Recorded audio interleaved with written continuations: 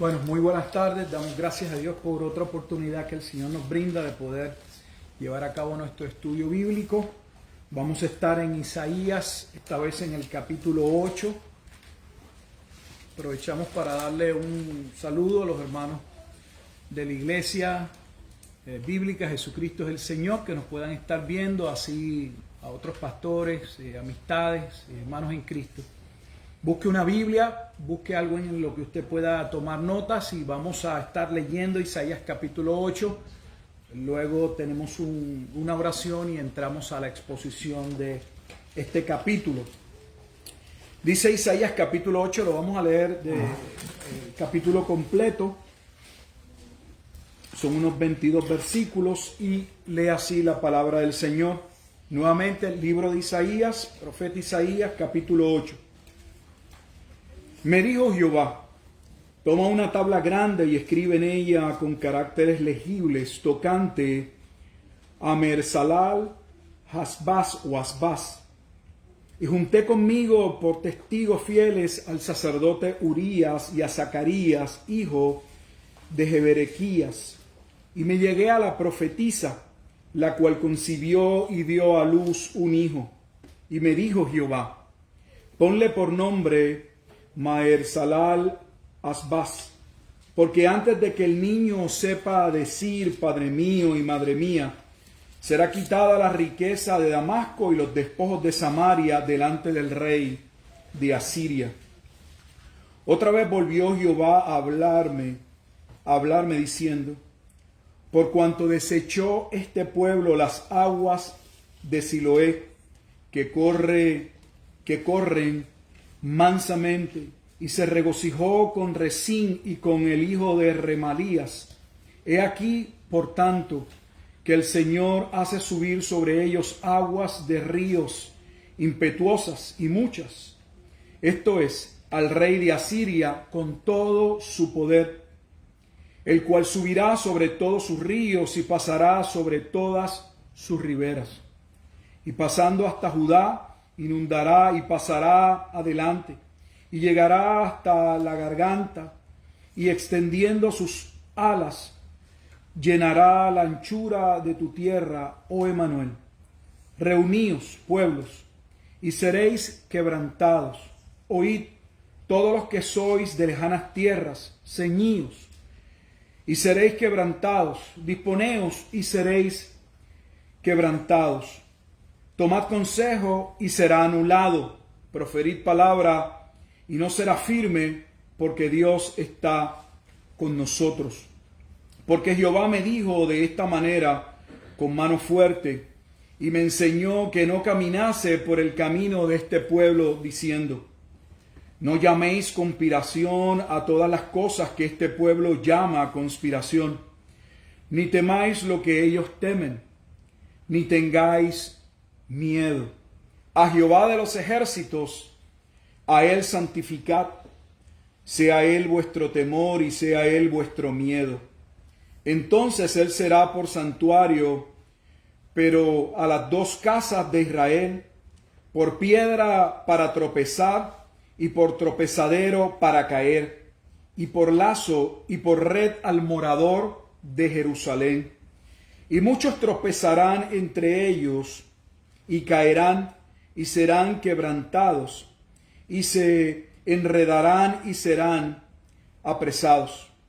Ata el testimonio, sella la ley entre mis discípulos. Esperaré, pues, a Jehová, el cual escondió su rostro de la casa de Jacob, y en él confiaré. He aquí yo y los hijos que me dio Jehová, somos por señales y presagios en Israel, de parte de Jehová de los ejércitos, que mora en el monte de Sión. Y si os dijeren, preguntad a los encantadores y a los adivinos, que susurran hablando, responded, ¿no consultará el pueblo a su Dios? ¿Consultará a los muertos por los vivos? A la ley y al testimonio. Si no dijeren conforme a esto, es porque no les ha amanecido. Y pasarán por la tierra fatigados y hambrientos, y acontecerá que teniendo hambre, se enojarán y maldecirán a su rey y a su Dios, levantando el rostro en alto. Y mirarán a la tierra, y aquí tribulación y tinieblas, oscuridad y angustia, y serán sumidos en las tinieblas. Vamos a orar. Señor, te damos gracias una vez más por esta oportunidad que nos brindas de poder reunirnos, Padre, estudiar tu bendita palabra por este medio que, oh Dios, podemos disponer del mismo para poder llegar a otros, Señor, y que tu palabra pueda constatar y posteriormente pueda ser también meditada o estudiada por aquellos que en tu gracia tú les darás, Señor, eso. Te pedimos una vez más, como siempre, Señor, que abras nuestro entendimiento, que nos des ojos para ver, oídos para escuchar y un corazón bien dispuesto a obedecer tu bendito consejo. Te damos gracias porque tu palabra creemos que edifica a tu pueblo, como también continuará llamando a aquellos que en tu gracia y conforme a tu propósito han de proceder al arrepentimiento y a la fe para salvación en Cristo Jesús. Señor, que a ti sea la gloria y que sea la honra, y que mientras tu palabra, Padre Santo, sea expuesta y tú seas glorificado y exaltado por medio de la misma, nuestras vidas puedan ser una vez más transformadas. Oramos en Cristo Jesús, Señor nuestro. Amén. Y amén. Habíamos dicho cuando comenzamos el libro de Isaías, aseveramos varias veces que los primeros 6 capítulos eran importantes verlos como un bloque, claro, dentro de los 66 libros, pero que esos primeros 6 capítulos eran importantes porque describían el estado en que se encontraba el pueblo espiritualmente hablando, y con ellos las razones por las cuales vendría el juicio de parte de Dios. Isaías va a tomar en el capítulo 2 parte del mensaje, en el 1 y en el 2 parte del mensaje que Moisés había otorgado al pueblo, le había dado al pueblo de parte de Dios, donde hablaba de un tiempo en que el pueblo se iba a corromper de tal manera que traería sobre sí mismos la ira de Dios. Vendría el día de venganza. Cuando llegamos al capítulo 6, vimos el llamado del profeta Isaías que se da ante la muerte del rey Usías. Y entramos al capítulo 8, y cuando entramos al capítulo 8, si seguimos el orden de los reyes que se nos da en Isaías 1:1, entonces hay un salto de Usías hasta Acaz. Nada se nos dice sobre Jotam. Y la situación que expusimos la vez pasada en el capítulo 7 de Isaías es que el reino del norte o las tribus del norte se habían confederado, se habían unido a Siria para atacar al reino del sur, a Judá, a Jerusalén, para ellos colocar un rey. Y la razón por la que el reino del norte haría eso contra el reino del sur, pues bueno, históricamente tiene varias razones. La relación que se rompe ante el reinado posterior del hijo de Salomón, donde Roboam y Jeroboam, uno va a reinar sobre el sur y uno reina sobre el norte, comienza a traer graves problemas. Lo vemos en la división, pero también porque se encontraban ante una amenaza, y era la amenaza del imperio asirio, y la forma o manera en que los reinos del norte y Siria entendieron que estarían en una mejor posición para enfrentar una guerra sería también pidiéndole a las tribus del sur que se unieran, cosa que no había pasado. Así que lo que esperaban era entonces ellos atacarlos primero, capturar las tribus del sur y entonces colocar allí un rey para políticamente, estratégicamente, tener un ejército mucho más fuerte y ver si podían enfrentar al imperio asirio. Y vimos que con ese contexto en el capítulo 7, Dios va a enviar al profeta Isaías a hablarle al rey Acaz, quien ya habíamos visto en el video pasado y fuimos a Segunda de Reyes y Segunda de Crónica, no había hecho lo bueno y aún así Dios le va a hablar a Acaz y le va a pedir a Acaz que aprenda a confiar en Dios, que se arrepienta. Acaz tenía en mente llegar a algunos acuerdos con Asiria y él pensaba que esa era la mejor manera de enfrentar aquella amenaza, establecer algún tipo de relación, dar algunas riquezas, algunas posesiones, entrar en un tipo de pacto, de acuerdo ante la amenaza asiria. Y Dios le dice que aprendieran a confiar en él. Y vimos que Isaías no va solo a darle este mensaje a Acaz, porque va con un hijo, y ese hijo es importante como el segundo hijo, que luego es el hijo del cual está atada la señal que Dios le va a pedir a Acaz, luego de que Isaías le dé el mensaje. Y Acaz decir, no le voy a pedir a Dios que me confirme el mensaje, no voy a tentar a Dios. Pero Dios sabía, habíamos hablado que realmente Acaz no confiaba en Dios. Y le iba a dar la señal de un niño que también iba a nacer. Y estos dos hijos son dos hijos del profeta Isaías. Y dijimos la vez pasada, y es importante, que en el capítulo 8, el capítulo que concierne al día de hoy y que acabamos de leer, debemos retomar el versículo 18, porque tanto el hijo con el cual Isaías se va a presentar a darle el mensaje a Acaz, como el segundo hijo que habría de nacer, ambos, mire lo que dice la escritura en Isaías 8:18. He aquí yo y los hijos que me dio Jehová somos por señales y presagios en Israel.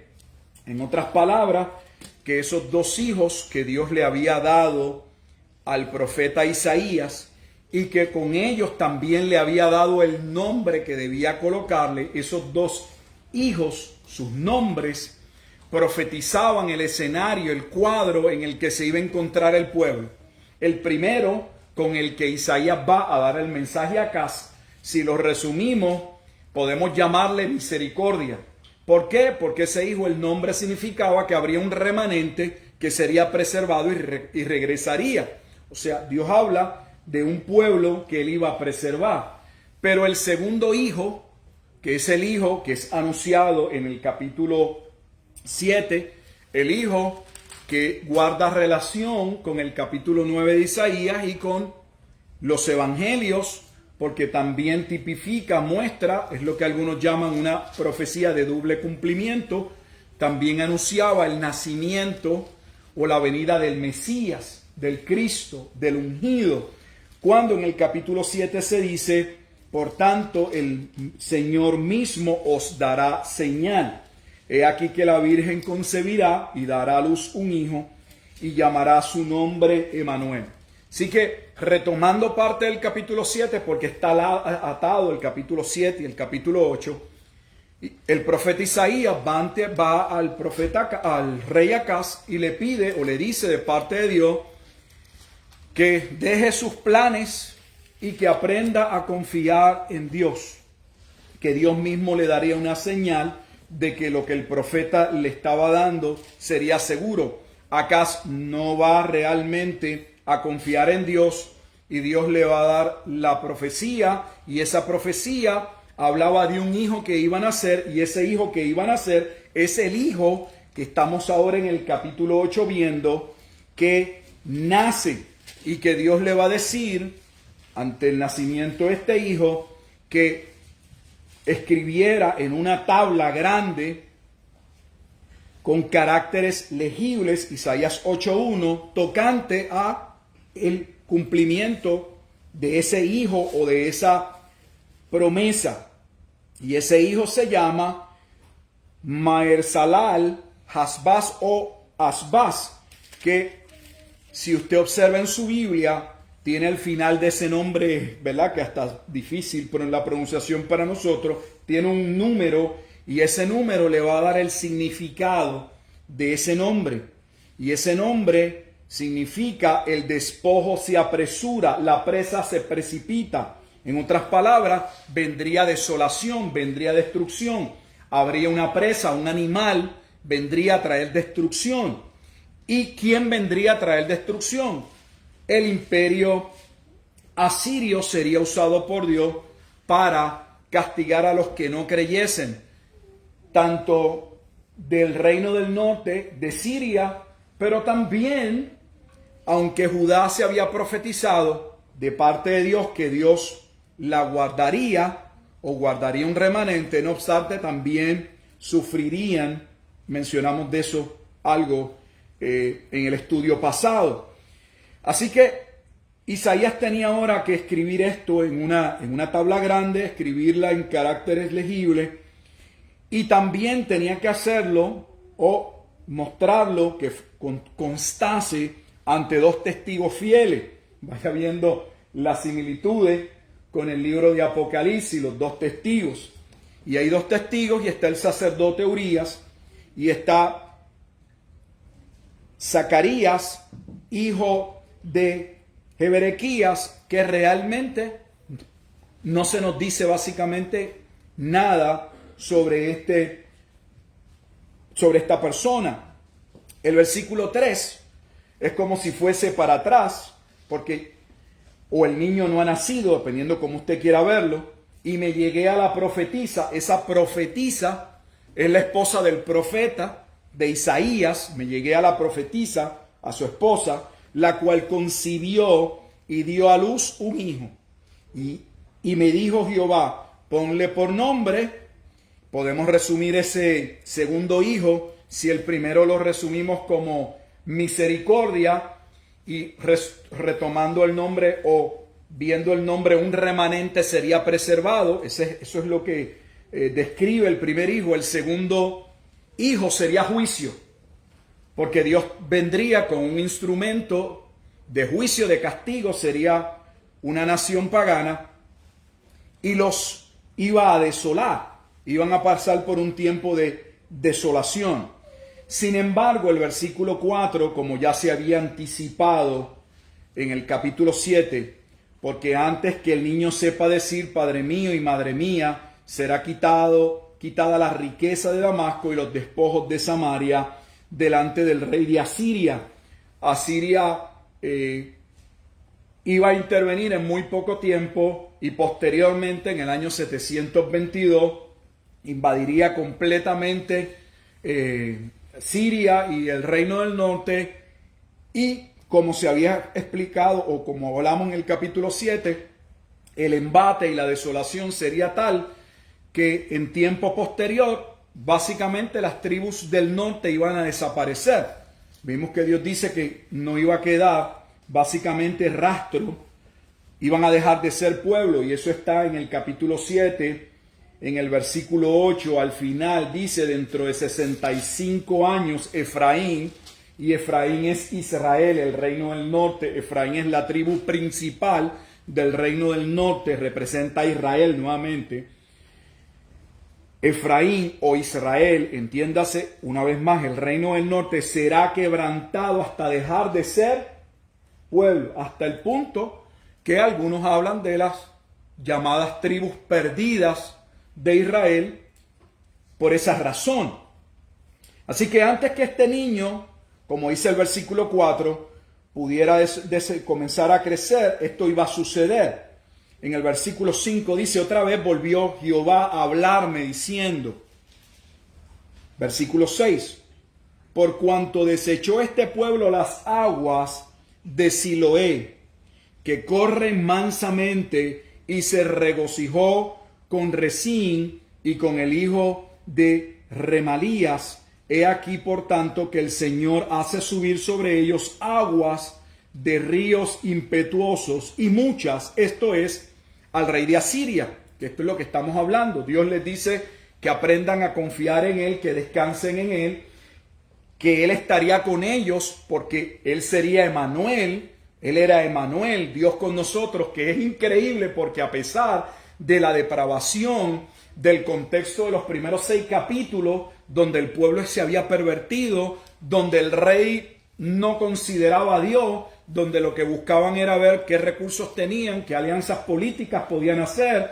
qué hijos podían sacrificar a otros dioses. No obstante, como Dios es un Dios fiel, Dios seguía permaneciendo firme por amor a ese remanente, a esa casa de la cual un día vendría el Mesías. Hemos dicho que la razón por la que Judá, Dios tiene, si queremos decir, un trato un poco diferente, porque realmente lo tiene, es porque de Judá un día, conforme al linaje de David, vendría el Mesías. O sea, ese pueblo no podía ser destruido como lo serían las tribus del norte, porque de la tribu de Judá, que era la tribu de David, de esa tribu vendría un día el Mesías. Y así abre el Nuevo Testamento en el libro de Mateo, en el capítulo 1, diciendo que Jesucristo es el cumplimiento de aquella promesa hecha a Abraham sobre la simiente y también a David. Es Jesucristo, es el Mesías. El versículo 6, tal vez si uno no conoce o no tiene el contexto de lo importante de este Siloé, no va a ver la razón. Solamente uno podría ver, bueno, hay un estanque o hay un acueducto que llevaba agua y que el pueblo debía entender que será parte de la provisión de Dios. Sin embargo, decidieron confiar en Asiria, porque ya hemos dicho que el pueblo de Judá y Benjamín, las tribus del sur, ante la amenaza asiria, lo que hicieron fue buscar cómo entrar en una relación con el propio agresor, con quien les venía a conquistar. En vez de confiar en Dios, si Dios estaba hablando a través del profeta, y aunque ellos no entendieran cómo Dios lo iba a hacer, debían aprender y descansar, que fue lo que Dios le dijo. Mira el versículo 4 en el capítulo 7, tengo que ir atrás. Y dile, guarda y repósate, no temas, ni se turbe tu corazón. Pero la desesperación muchas veces nos lleva a desconfiar de Dios. Necesitamos, aprovecho el punto, como cristianos, a confiar en Dios.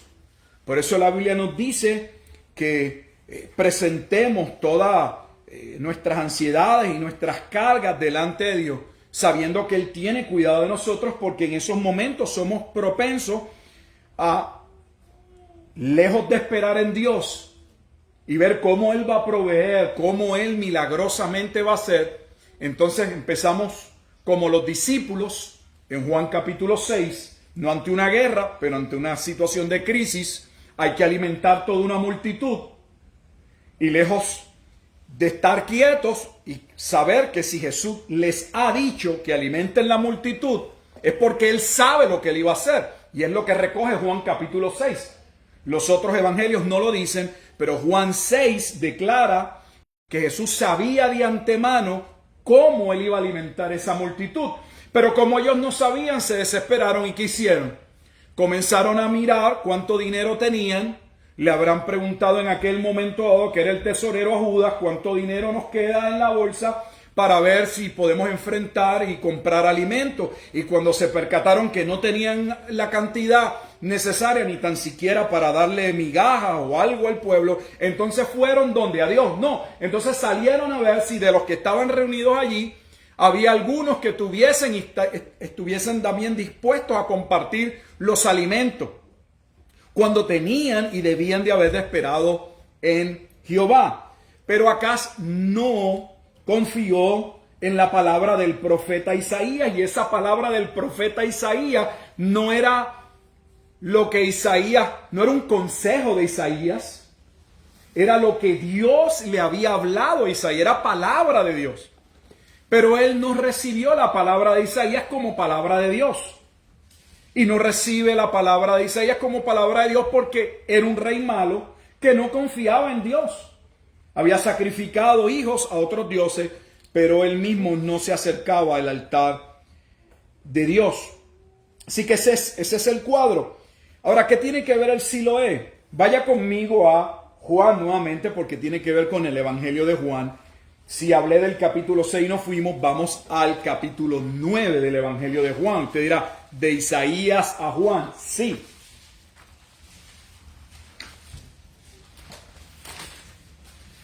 Ahora vamos al capítulo 9.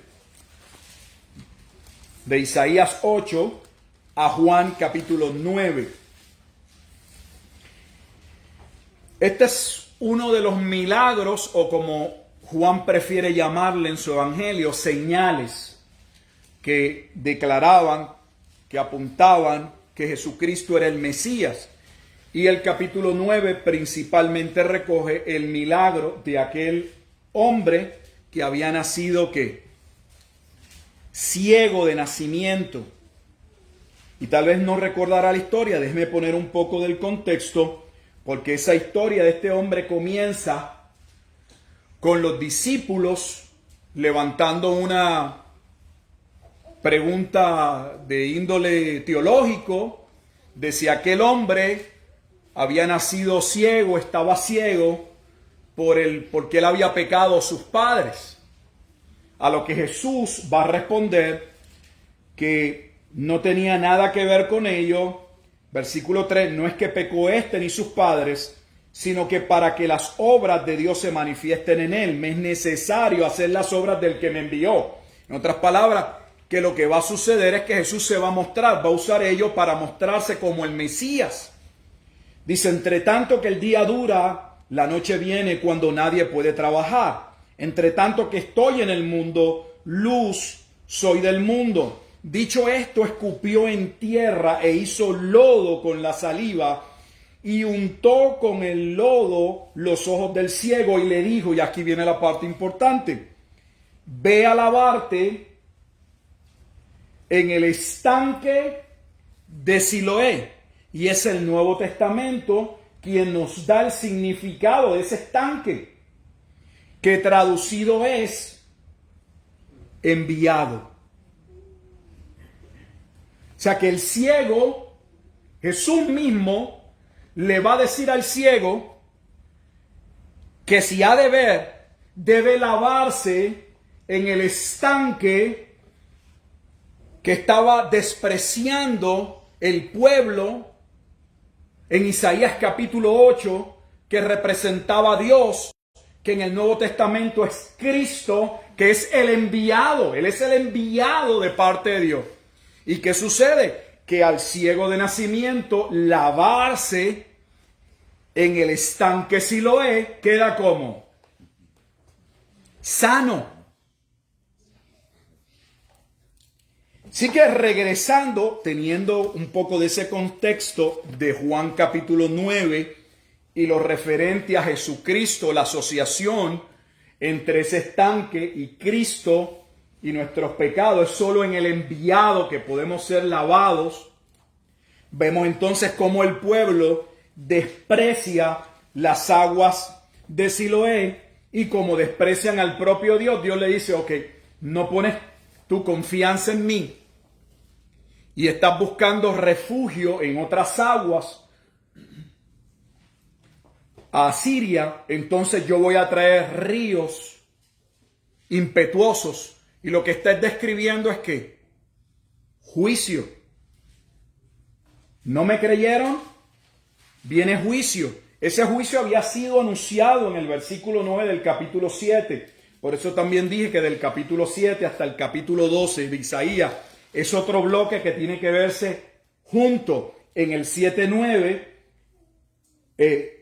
Isaías había dicho, y la cabeza de Efraín es Samaria, y la cabeza de Samaria, el hijo de Remalías. Y aquí les dice, si vosotros no creyereis, de cierto no permaneceréis.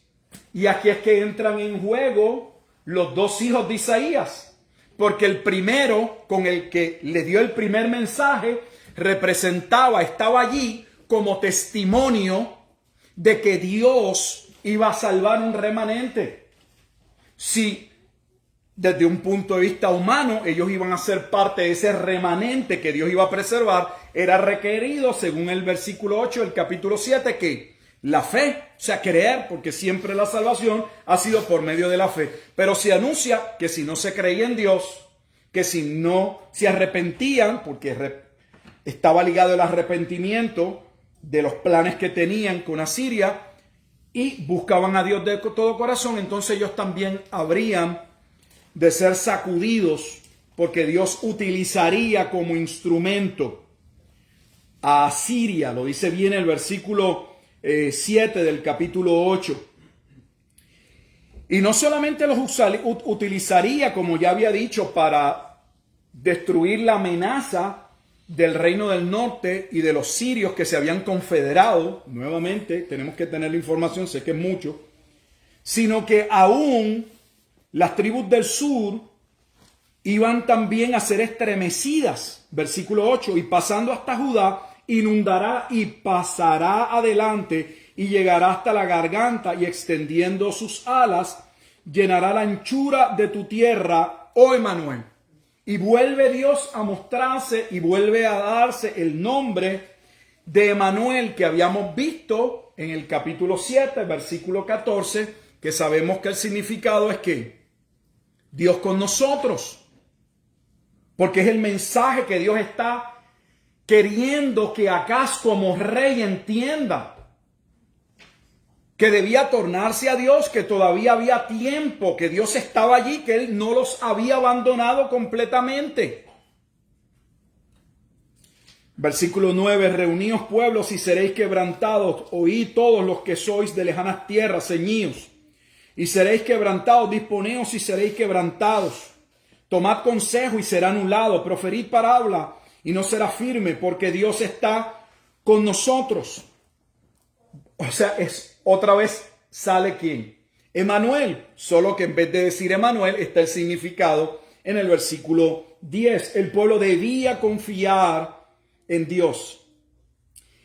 Porque Jehová me dijo, Isaías dice en el versículo 11 de esta manera, con mano fuerte, y me enseñó que no caminase por el camino de este pueblo. O sea que Dios llamó, y esto es importante, a que Isaías mismo y los que creyesen en Dios se apartasen ¿de qué? Del proceder ¿de qué pueblo? ¿De los asirios? No, del propio pueblo de Judá, de Jerusalén. O sea, Dios llamaba al Israel espiritual, si quiere verse, a ese Israel que creería, a salir del Israel nacional. ¿Qué estoy diciendo Israel? Y no debería decir Israel, porque Israel representa en este contexto al reino del norte, sino a Judá. O sea que los que creyesen debían apartarse, no debían confiar en el plan de Acaz. El mensaje, aunque Acaz no le crea a Dios, aunque el liderato no le crea a Dios, todavía Dios lo que ha declarado, Acaz no lo puede invalidar. Por lo tanto, Dios llama a Isaías y a aquellos que habrían de creer, que escuchar el mensaje, que no empece a la situación que vieran fuera, la amenaza siria, y lo que viesen dentro de su propio pueblo, la corrupción. Véalo en el mundo hoy para ponerlo en el contexto. No importa lo que vea afuera, la amenaza que pueda haber fuera de naciones o de pueblos para destruir al mundo o a la iglesia, o aún la amenaza dentro de la iglesia, la podredumbre y la corrupción del liderato y de ministerios. Dios llama a los verdaderos creyentes ¿a qué? A confiar que Él sigue siendo Emanuel, Dios con nosotros. Entonces, podemos verlo allá, pero tenemos que traer la aplicación a nuestro tiempo, porque es exactamente lo mismo. Hay un movimiento y un sistema hostil que atenta contra la humanidad, y aún es difícil refugiarse en el liderato que estamos viendo, porque también los vemos que están confederados y unidos al mundo. Y el llamado, nuevamente, para ser bien claro, es: confía en Dios. O sea que el llamado sale de un llamado particular acá en el capítulo 7 a un llamado ahora al pueblo. a confiar. El llamado fue primero a Acaz, pero el llamado no se quedaría ahí. El llamado entonces en el tiempo de Isaías a creer a la palabra de Isaías, de que Dios sería capaz de proteger a un remanente, que era el nombre del primer hijo. ¿Por qué? Porque el segundo hijo representaba que Asiria avanzaría y traería devastación. ¿De qué lado te encuentras? ¿Del remanente o de los que han de ser desolados? Ahora bien, teniendo eso, vamos al versículo 12. No llaméis conspiración a todas las cosas que este pueblo llama conspiración, ni temáis lo que ellos temen, ni tengáis miedo. El llamado está aquí, mírenlo en el 13, a Jehová de los ejércitos, a él santificad.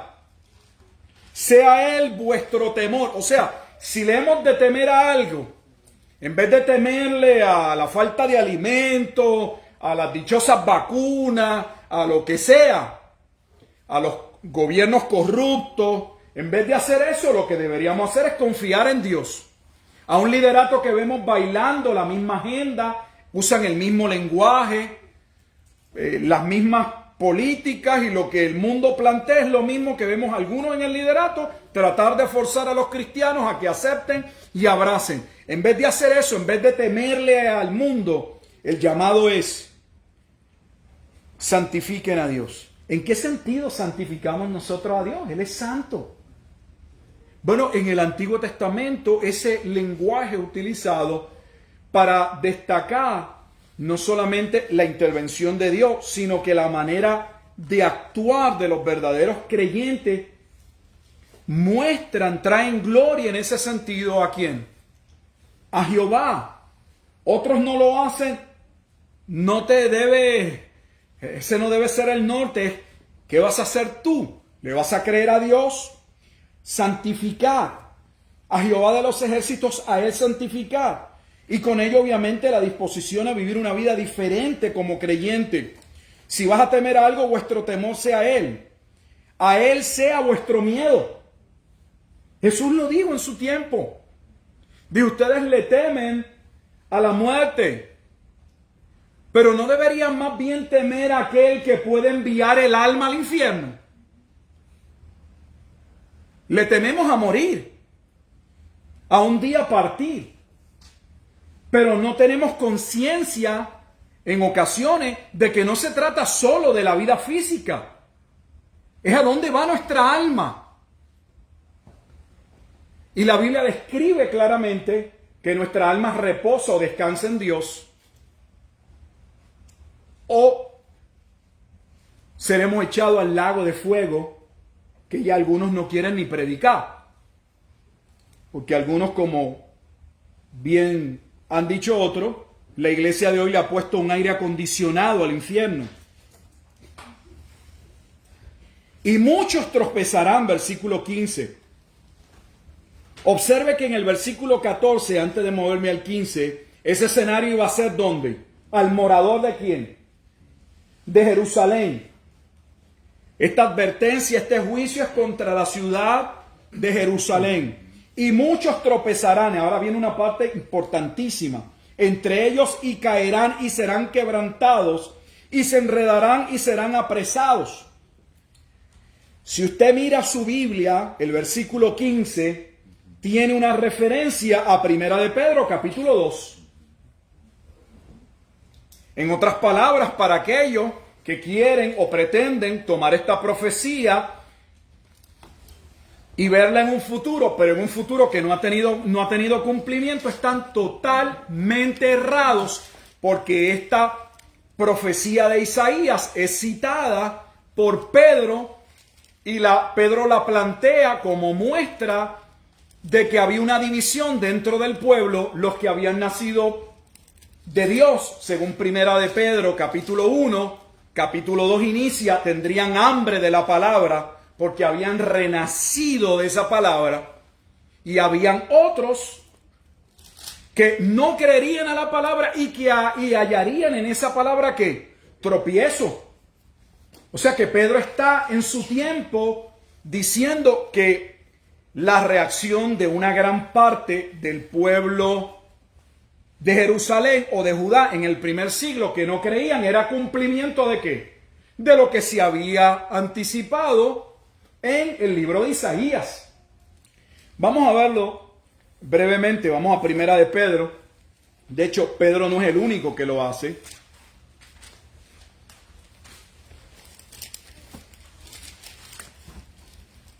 Y no sé si también puedan ver y percatarse que iban a tropezar ¿con qué? Con una piedra o con la roca.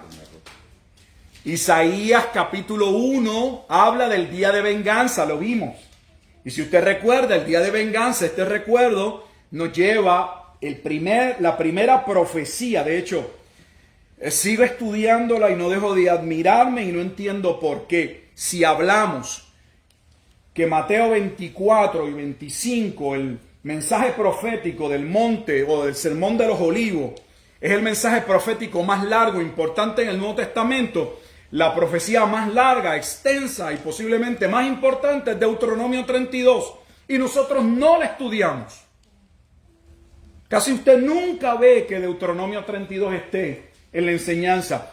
¿Por qué digo que es importante? Porque cuando estuvimos dando algo por encima, vimos que el nombre con el que Dios se muestra una y otra vez, por el que vendría juicio, era porque habían rechazado a la roca de salvación.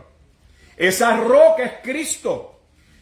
Cuando se declara sobre esta roca edificaré mi iglesia, es una declaración, es una afirmación que nos lleva al Antiguo Testamento y está declarando lo que ya Moisés había profetizado de parte de Dios, que aunque muchos habían despreciado a Jehová como la roca, el Mesías, que era la roca de salvación, sería despreciado por muchos, pero también vendría a ser la piedra de edificación de ese remanente o ese pueblo que sería salvo.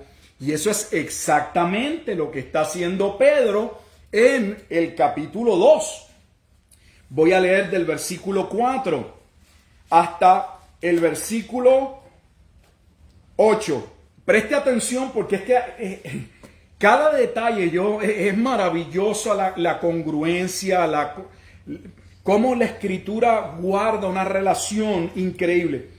Primera de Pedro 2:4 dice: acercaos a él, piedra viva, desechada ciertamente por los hombres, mas para Dios escogida y preciosa.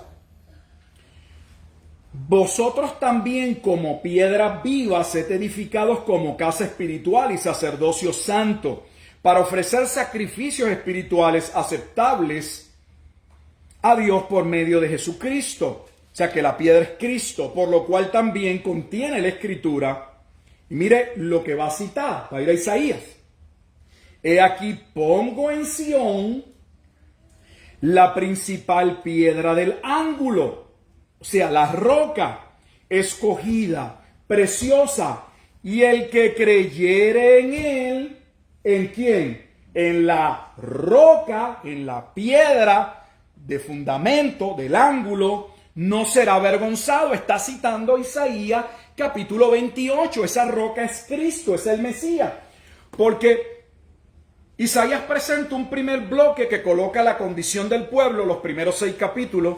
Luego hay otro bloque del capítulo 7 hasta el capítulo 12, el periodo de Acaz, la amenaza en la que se encuentra el pueblo, el llamado a confiar en Dios, la introducción a aquel que vendría a cumplir Génesis 3:15, aquel hijo de la mujer que traería salvación.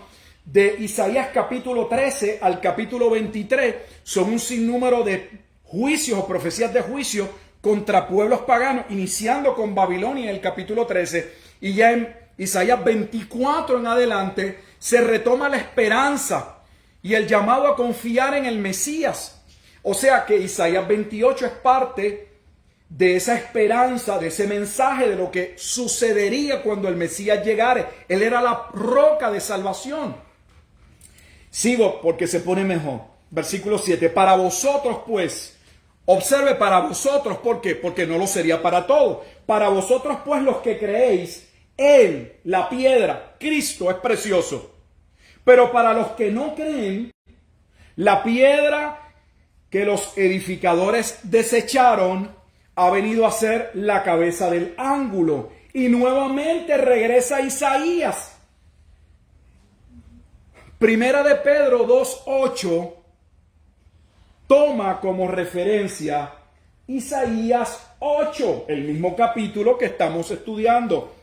Mira lo que dice: y piedra de tropiezo y roca que hace caer, porque tropiezan en la palabra, en el mensaje.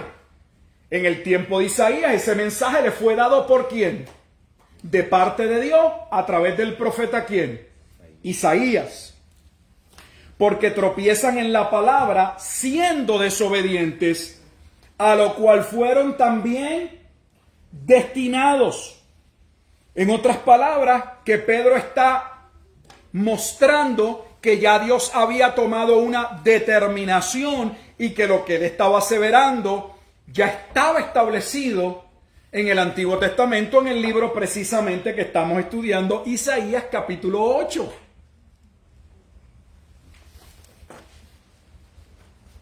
Así que muchos tropezarían.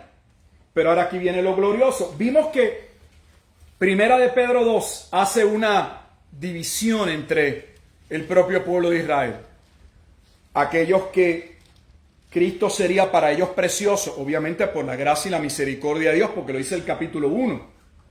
Esos que vienen a la fe son los que son resucitados en el capítulo 1 de Primera de Pedro, que son los elegidos cuando inicia la carta. Pero ahora Isaías también muestra no solamente el juicio de los que tropiezan, sino la salvación de ese remanente, como lo hace Pedro, donde, mire cómo continúa el versículo 16 de Isaías 8:16. Ata el testimonio. Aquí la palabra ata no es la palabrería mística de las iglesias, si llamarle iglesia alguna, de algunos cultos esotéricos, místicos. No, aquí no es ata de que alguien tenga el poder o Dios nos haya dado algún poder para atar y cancelar y hacer algo. De hecho, que aprovecho la coyuntura y le pido que estudie la palabra atar en la escritura. Simple y sencillamente era una declaración rabínica de algo que era permitido, no era permitido.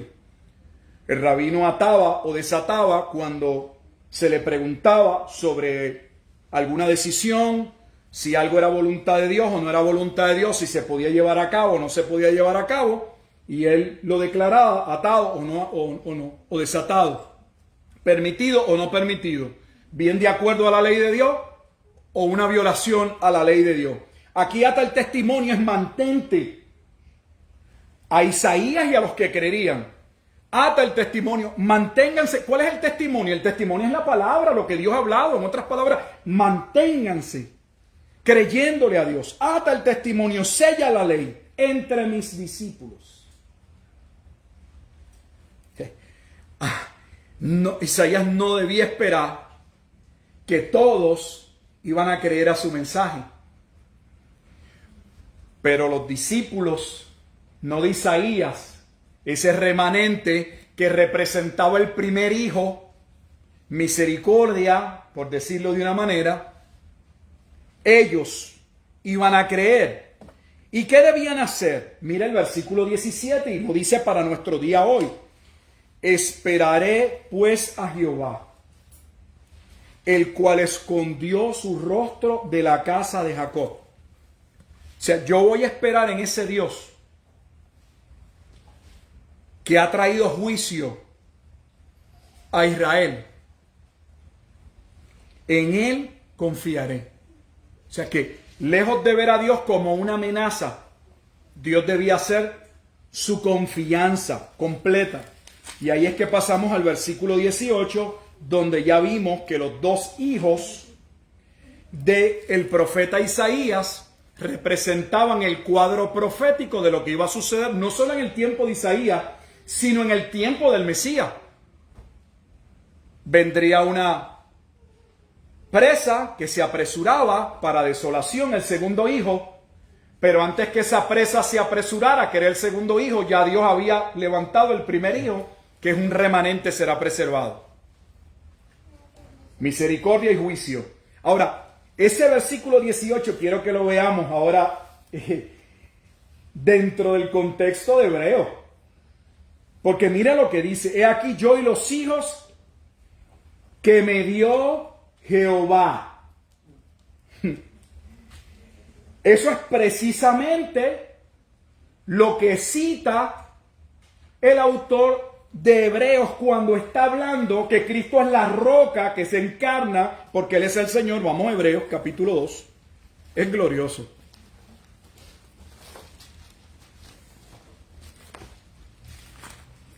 Vamos al Nuevo Testamento. Nos dirigimos al libro de los Hebreos capítulo 2. No, el tiempo ha pasado, ha transcurrido y no tengo tiempo de entrar en detalles que me gustaría poder entrar con calma, pero al menos mire la perícopa antes de llegar al versículo que quiero mostrarle, la perícopa o el encabezado que usted tiene en la mayoría de las Biblias, debe haberlo arriba del versículo 5, el autor de la salvación, que era Emanuel. Isaías 7:14, que en Isaías 9 es admirable, consejero, y se da un sinnúmero de atributos de quién sería posteriormente, que obviamente no podía ser el hijo del profeta Isaías, sería alguien más. Pero aquí, adelantando, se nos habla de cómo Dios colocó todas las cosas en manos de su Hijo Jesucristo. Por eso en el capítulo 1 se habla de aquel que aún los ángeles le adoran, que es el que vendría a traer salvación. Y vamos al versículo 12, dice: anunciaré a mis hermanos tu nombre en medio de la congregación. Esa palabra congregación, si usted lo busca posteriormente, es iglesia. La palabra griega es eclesia. Y si usted tomase el hebreo traducido, el Antiguo Testamento, el Tanakh hebreo, al griego, la Septuaginta, la versión de los 70, y usted buscase este Salmo 22, allí se estaría hablando de la iglesia. Entonces la iglesia no era algo nuevo. La iglesia representa esa congregación, esa asamblea, ese pueblo que Dios siempre ha convocado y ha llamado. Pero que en el tiempo del Mesías, el Mesías vendría a salvar. En medio de la congregación te alabaré y otra vez yo confiaré en él. Y de nuevo, he aquí yo y los hijos que Dios me dio. ¿Y qué está citando? Mírelo, Isaías 8, 17 y 18. Lo glorioso es que en Hebreos se está diciendo, y no tenemos tiempo, que la encarnación, que Cristo viene como roca a tomar dominio de todo aquello que el primer Adán, que se le dio señorío y autoridad sobre la tierra, pierde por causa de caer en el pecado y la muerte entrar y la muerte pasarse a todos los hombres y los hombres estar en condenación. Vendría un segundo Adán, que es Cristo, que sería el Señor, que retomaría el control de todas las cosas y que principalmente vendría y se encarnaría para salvar ¿a quién? A los hijos de Dios, porque el versículo 10 dice: porque convenía aquel por cuya causa son todas las cosas y por quien todas las cosas subsisten, que habiendo de llevar muchos hijos a la gloria,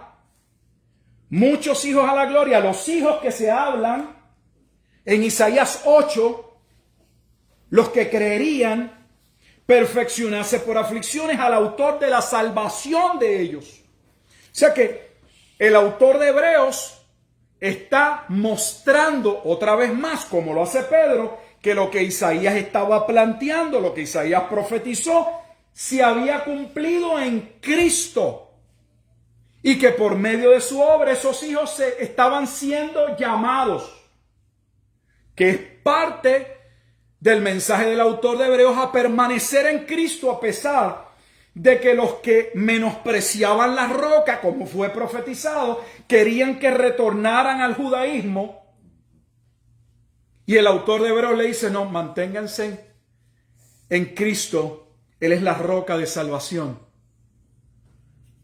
No empece a los que quieran volverse atrás, porque los que menosprecian esa roca, o menosprecian este sacrificio, o menosprecian, como el autor de Hebreos le llama, el fiador en el capítulo 7 del nuevo pacto, los que les queda, según Hebreos 10, es una horrenda expectación de juicio y de hervor que ha de devorar a los enemigos de Dios. ¿Y de dónde sale la expresión enemigos de Dios en Hebreos 10? De Deuteronomio 32. Se cita el día de venganza y se dice, dejad espacio a la venganza de Dios. Y el autor de Hebreos va a terminar ese capítulo 10 diciendo que ese juicio estaba por suceder de aquí a un poquito. Que era el juicio, todo corresponde con el juicio de la destrucción de Jerusalén, porque Isaías 8 es una amenaza de parte de Dios a los que no creen, de que aunque Él les ha dicho que principalmente Él iba a usar a Siria para destruir al reino del norte y a Damasco, la capital, o los sirios, los que no creyesen de ellos también serían arrasados por aquellas aguas que era el imperio asirio. Así que hasta aquí no hemos terminado y voy a concluir. Observe, y no he ido a todas las referencias. ¿Cómo pretendemos entender el Nuevo Testamento sin conocer el Antiguo? Es que es imposible, con todo respeto. Usted va a leer por encima de manera superficial. Es alguien que espera bucear, pero no lleva el equipo, no hay tanque, y lo que tiene es una careta, tiene el snorkel, no sé, el orificio ese para poder respirar, pero no puede sumergirse. Solo puede poner la cara y mirar un poco lo que los ojos le dan a llegar, pero no puede entrar en la profundidad del mensaje y lo que la Escritura enseña. ¿Por qué? Porque el Nuevo Testamento no se desarrolla en un vacío teológico. Lo que los autores del Nuevo Testamento están haciendo es mostrando que lo que Dios dijo, que lo que Dios anticipó, se ha cumplido. Y que es Cristo. Vuelvo a Isaías para terminar.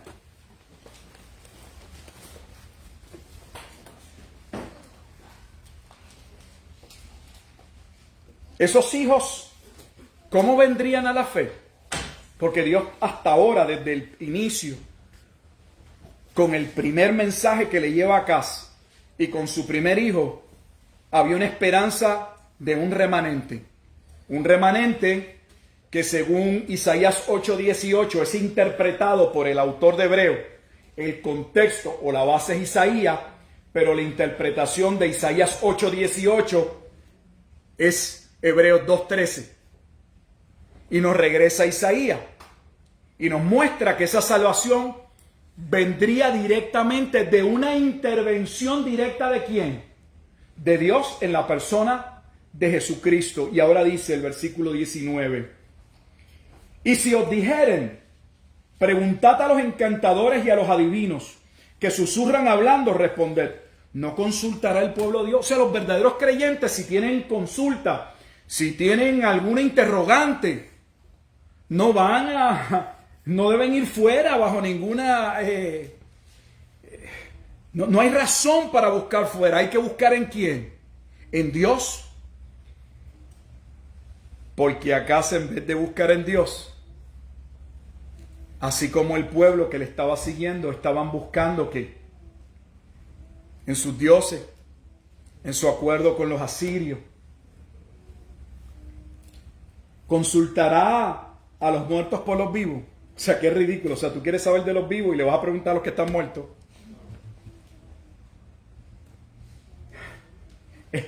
No es Isaías, es Dios a través de Isaías. O sea, Dios no dice, a veces ustedes se ponen tan necios, son tan tontos. Quieren conocer su vida, la vida de los vivos, y van a buscarla en los muertos. Si están muertos, no creo que sean, para empezar, ¿qué? Personas a las que se le deba consultar. Porque aquí los muertos porque murieron que fuera del Señor. Porque la Escritura destaca que los que han muerto en Cristo se coloca como que están durmiendo. Porque en ellos hay una esperanza, no hay muerte, hay vida eterna. Pero es más glorioso, mira el 20, ya te vamos a terminar. A la ley y al testimonio. Si no dijeren conforme a esto es porque no les ha amanecido. Dios le dice a Isaías, mantente en la Escritura como te he dicho. Yo tengo mis discípulos. Predica la Escritura. Los que no puedan testificar y vivir conforme a la Escritura es porque no son mis discípulos.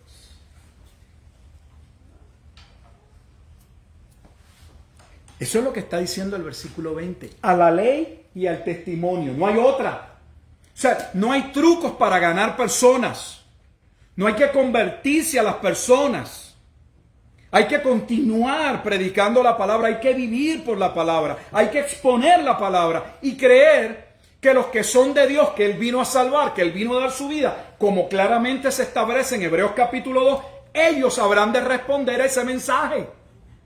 Porque Cristo, lejos de ser una piedra de tropiezo, será una piedra ¿qué? De edificación. Será una piedra en ellos para ellos preciosa.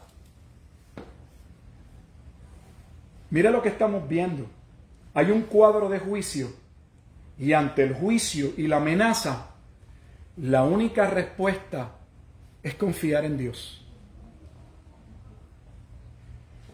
Pero en Dios, ¿dónde? Dios no estaba allí de manera física. La amenaza estaba. Ellos veían que las cosas se presentaban un cuadro cada vez más difícil. Entonces, ¿cómo debían ellos confiar en Dios? Confiando en la palabra que Dios les había enviado por medio de Isaías. En otras palabras, que Dios nos llama a vivir, que dice Pedro, hasta que Él venga, sobre la base de ¿qué? De la Escritura. Ese mismo Pedro, cuando escribe su segunda carta, dice que Dios nos ha dado una antorcha, una lámpara que alumbra en un mundo de oscuridad. Entonces, mientras otros buscan en hombres soluciones, los hombres de Dios, las mujeres de Dios, nos mantenemos confiados, aunque el mundo tiemble, en la Escritura. Y Dios le dice, tú, a la ley y al testimonio, si no dijeren conforme a esto, si ellos no pueden creer esto, si ellos no viven por esto, es porque no les ha amanecido, porque están perdidos. ¿Y qué pasará con los que están perdidos? Y pasarán por la tierra fatigados y hambrientos, y acontecerá que teniendo hambre se enojarán y maldecirán a su rey y a su Dios, levantando el rostro en alto, y mirarán a la tierra, y aquí tribulación y tinieblas, oscuridad y angustia, y serán sumidos en las tinieblas. Para entender Isaías, y ya concluimos esta parte final, estos últimos dos versículos, 21 y 22, dan un super resumen de lo que iba a experimentar Judá en el tiempo de la destrucción del templo en el 70. Eso que está ahí es exactamente lo que con detalles escribe el judío Flavio Josefo en las guerras de los judíos. Y es exactamente lo que uno observa y lee en el libro de Apocalipsis. En Apocalipsis, en el capítulo 9 y en el capítulo 16, en ambos capítulos, Apocalipsis 9, Apocalipsis 16, se presenta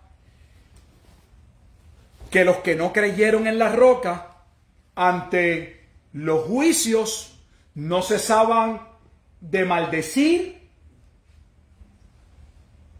de rogarle a sus demonios. O sea, ese cuadro que está ahí es exacto 800 años.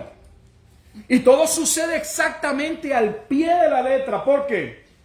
Porque Dios sabía de antemano lo que Él iba a hacer.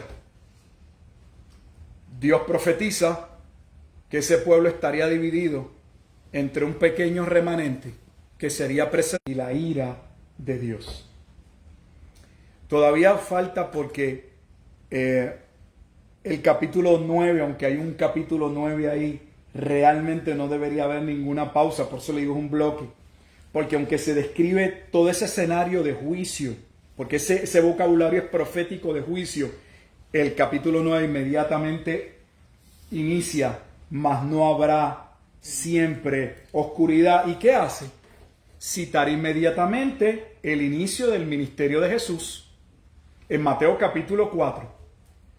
Sí que nos queda mucho todavía por ver, pero vea qué glorioso cuando podemos estudiar la Escritura a la luz de la propia Escritura, mirando las circunstancias, el contexto histórico, considerando el libro completo de Isaías y viendo la referencia que en él se nos dan, como también viendo la interpretación que hallamos de muchos de estos pasajes en el Nuevo Testamento, para en vez de estar nosotros colocándole nuestra teoría, nuestra suposición, nuestra idea, podamos realmente ver lo que la Escritura plantea o asevera.